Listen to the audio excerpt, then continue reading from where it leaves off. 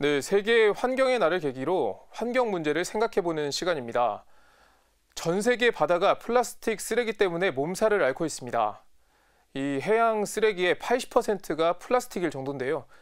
플라스틱들은 바다를 떠돌면서 미세 플라스틱이 되고요. 해양 생물은 물론이고 인류의 먹거리까지 위협하고 있습니다.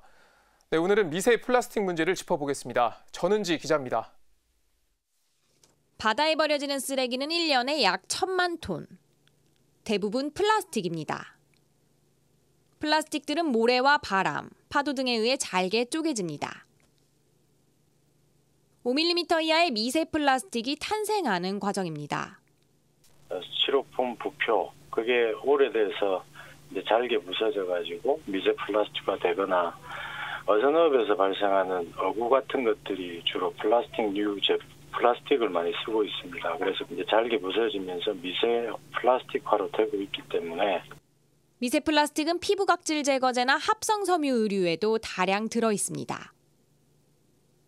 문제는 플라스틱 알갱이들이 바다 생태계, 나아가 우리의 건강까지 위협하고 있다는 사실입니다.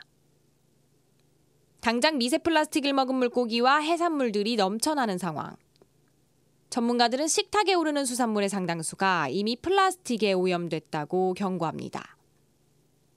국제환경단체 그린피스는 미세 플라스틱이 바다에 51조개 정도 떠다니고 있다고 추산합니다. 하지만 미세 플라스틱 입자는 너무 작아서 우리의 정수 기술로는 완벽히 걸러낼 수 없습니다.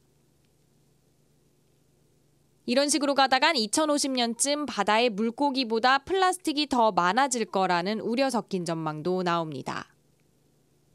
당장 플라스틱 사용을 줄여야 하는 이유가 여기에 있습니다.